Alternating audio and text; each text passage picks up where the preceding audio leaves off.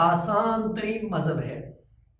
اسلام نے جہاں سود کے ذریعے پیسہ کمانے سے منع کیا ہے، وہاں جائز طریقے سے پیسہ کمانے کے بے شمار طریقے اسلام نے بتائے۔ جہاں زنا کے ذریعے اپنی خواہش کو پورا کرنے سے اسلام نے منع کیا ہے، وہاں اپنی خواہش کو پورا کرنے کا جائز طریقہ نکاح بھی اسلام نے بتایا ہے۔ اور اگر اسلام نے چند چیزیں حرام کی ہیں کھانے پینے کی، تو بے شمار چیزیں ہیں جو انسان کے لیے حلال کی گئی ہیں، اسلام نے ان کو حلال قرار دیا ہے۔ ایسے ہی جادو کرنا اور جادو کرانا اسلام میں حرام ہے۔ اگر کوئی اس کی لپیٹ میں آ جائے، اس سے بچنے کا جائز طریقہ اسلام نے بتایا ہے۔ مصنون دعائیں ہیں، قرآن پاک کی آیات ہیں۔ بعض لوگ ان کے ذہن میں یہ بات بیٹھی ہوئی ہے کہ اگر کوئی شخص جادو کی لپیٹ میں آ گیا ہے تو اب وہ جادو سے خلاصی کالے جادو کے ذریعے ہی پا سکتا ہے، ورنہ وہ ٹھیک نہیں ہوگا، جبکہ یہ بات بنیادی طور پر ہی غلط ہے۔ دیکھیں، اللہ نے قرآن پاک نازل کیا اور اللہ نے فرمایا لو انزلنا ھذا القرآن علی جبل لرأیتہ خاشعا متصدعا من خشیۃ اللہ، اگر یہ پہاڑوں پر نازل کیا جاتا تو پہاڑ ریزہ ریزہ ہو جاتے۔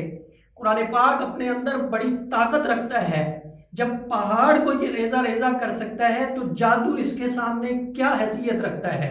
اگر کوئی شخص جادو کی لپیٹ میں آ جائے تو اسے قرآنی آیات کا ہی سہارا لینا چاہیے، ایسا طریقہ اختیار کرنا چاہیے، ایسا عمل کرنا چاہیے، ایسا وظیفہ کرنا چاہیے جس میں مصنون دعائیں آئیں اور قرآن پاک کی آیات آئیں۔ یہ منتر اور منترے وغیرہ جن میں شرکیہ الفاظ ہوتے ہیں، جن میں کفریہ الفاظ ہوتے ہیں، جن میں اللہ کے علاوہ غیر سے مدد مانگی جاتی ہے، جس میں اللہ کے علاوہ شیاطین سے مدد مانگی جاتی ہے، ان سے بچا جائے، کیونکہ انسان نے ٹھیک تو کیا ہونا ہے، الٹا گناہگار ہوتا ہے، اور یہ چیزیں اس کے لیے وبال جان بھی بنتی ہیں اور باعث عذاب بھی، اس لیے بچا جائے۔ اب دیکھیں، اگر کسی شخص کا کسی کے ساتھ ناجائز تعلق ہو جائے تو اس تعلق کو ختم کرانے کے لیے ہم بھاگتے ہیں کالے جادو والے کے پاس، ہم بھاگتے ہیں ان عاملوں کے پاس جو بنگالی علم کرتے ہیں، جو سفلی علم کرتے ہیں، جو کالا علم کرتے ہیں، ان کے پاس جاتے ہیں اور ان کی منت سماجت کرتے ہیں، پیسہ بھی ان کو دیتے ہیں، اور بعض تو اتنے بدبخت ہوتے ہیں، اللہ پاک بچائے ان سے ہر مسلمان کو۔ دیکھیں، کام کا ہونا اور نہ ہونا یہ اللہ کے اختیار میں ہے۔ ایک مسلمان ڈاکٹر ہو، طبیب ہو، حکیم ہو، وکیل ہو، عامل ہو، اس کا کام ہے کوشش کرنا، کامیابی دینا، ناکام کرنا یہ اللہ کے اختیار میں ہے۔ ہمارا کام ہے اللہ سے مانگنا، ہم مانگتے رہیں، اللہ ہمیں کامیابی عطا فرمائے گا۔ کام ہونا نہ ہونا یہ ایک الگ بات ہے، لیکن اگر ہمیں ضرورت پڑ جائے عملیات کی تو ہم ان کے پاس جائیں جو ہمیں شرک کی طرف لے کر نہ جائیں، جو ہمیں کفر کی طرف لے کر نہ جائیں، جو ہمیں کسی گناہ کی طرف لے کر نہ جائیں۔ کالے علم والوں کے پاس جاتے ہیں اور جا کر کہتے ہیں جی ہم نے اس ناجائز تعلق کو ختم کروانا ہے، وہ پھر الٹے سیدھے عمل کرتا ہے اور کرواتا ہے، مقصد حاصل نہیں ہوتا۔ ناجائز تعلق اگر کسی کا ہو جائے اور وہ چاہتا ہو کہ کسی طریقے سے یہ ناجائز تعلق ختم ہو، تو آج میں ایک عمل آپ کے گوش گزار کر رہا ہوں، یہ عمل آپ کریں اور ناجائز تعلقات کا اس عمل کے ذریعے آپ خاتمہ کر سکتے ہیں۔ اور ناجائز تعلقات کے خاتمے کے لیے آپ جب عمل کریں گے تو اس بات کو خاص طور پر اپنے ذہن میں رکھیں گے کہ ناجائز تعلق وہ ختم کروایا جائے گا جس میں اسلام نے اجازت دی ہوگی۔ اکثر لوگ ناجائز تعلقات کی آڑ میں آ کے بہت سارے لوگ یہ چاہتے ہیں کہ اولاد کو ماں باپ سے الگ کر دیا جائے، ماں باپ کو اولاد سے الگ کر دیا جائے، بھائی کو بھائی سے الگ کر دیا جائے، بھائی کو بہن سے الگ کر دیا جائے، بہن کو بھائی سے الگ کر دیا جائے۔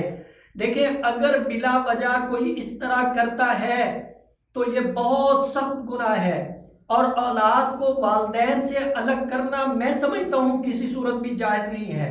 اگر کوئی یہاں پہ عمل کر کے ان کو الگ کرے گا تو یہ بہت سخت گناہ ہوگا۔ ناجائز تعلقات کا مقصد یہ ہے کہ اگر کسی لڑکے کا کسی لڑکی کے ساتھ تعلق بن گیا ہے ناجائز، اگر کسی لڑکے کا لڑکے کے ساتھ بن گیا ہے، لڑکی کا لڑکی کے ساتھ بن گیا ہے، یا کسی کی دوستی کسی کے ساتھ اس طرح ہو گئی ہے کہ اب اگر ان کو الگ نہ کیا جائے تو خون خرابے کا خدشہ ہے، فسادات کا خطرہ ہے، اس طرح کے جو تعلقات ہیں ان تعلقات کو ناجائز کہا جاتا ہے۔ اور یہ جو عمل کیا جائے گا اس طرح کے تعلقات کو ختم کرنے کے لیے کیا جائے گا۔ اکثر لوگ اگر کسی مرد نے کسی عورت کے ساتھ نکاح کر لیا ہے، دوسرا کر لیا ہے، تیسرا کر لیا ہے، وہ یہ چاہتے ہیں کہ اب اس کو طلاق دے۔ طلاق کے عمل کے لیے یہ عمل کروانا یہ بھی ناجائز ہے۔ ہاں اگر خرافات کا مسئلہ ہو، کفر نہ ہو، برابری نہ ہو، عزت نہ رہتی ہو، 100 معاملات ہوتے ہیں، ان ساری چیزوں میں دیکھا جائے کہ اسلام اجازت دیتا ہے یا نہیں۔ اگر اسلام نے اجازت دی ہو تو پھر یہ آپ عمل کر سکتے ہیں۔ آپ نے 7 اینٹیں لے لینی ہے اور اس طرف سے آپ نے اینٹ کو اچھے سے صاف کر لینا ہے تاکہ اس کے اوپر لکھائی ہو سکے۔ یہ صاف ہوئی ہوئی ہے، بتانے کے لیے، سمجھانے کے لیے یہ کر رہا ہوں میں۔ یہ اچھے سے اس کو آپ نے صاف کر لینا ہے، اینٹ کو سامنے رکھنا ہے اور آپ نے لکھنا شروع کرنا ہے۔ بسم اللہ الرحمن الرحیم۔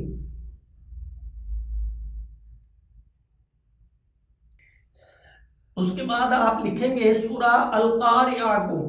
یہ پوری سورت آپ نے لکھنی ہے۔ لکھنے کے بعد نیچے آپ نے لکھنا ہے، میں یہاں لکھ دیتا لیکن ویڈیو لمبی ہو جانی ہے، سمجھا رہا ہوں میں، لکھ لیجئے گا اگر کسی کو ضرورت ہو۔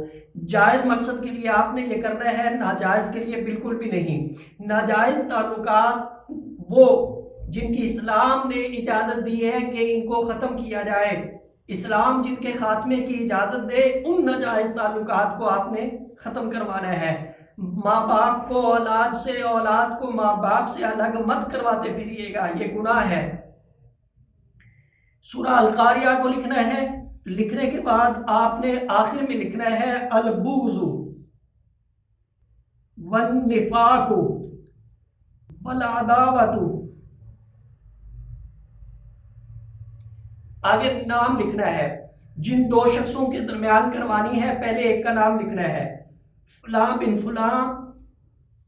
آگے دوسرے کا نام لکھنے سے پہلے آپ نے لکھنا ہے بینا، آگے فلاں بن فلاں۔ اس طرح آپ نے 7 اینٹیں لکھ لینی ہیں، اکٹھی لکھ کے رکھ لیں یا روزانہ ایک لکھ کے آپ اس کو شاپر میں ڈال کے چلتے ہوئے پانی میں آپ نے اس کو پھینک دینا ہے۔ 7 عدد اینٹوں پہ لکھ کے روزانہ ایک اینٹ آپ نے اسی طرح چلتے ہوئے پانی میں بہانی ہے۔ ناجائز تعلقات اللہ کے فضل و کرم سے 7 دن کے اندر اندر ختم ہو جائیں گے۔ میں پھر کہہ رہا ہوں، آپ نے اس عمل کو جائز مقصد کے لیے کرنا ہے، ناجائز کے لیے نہیں۔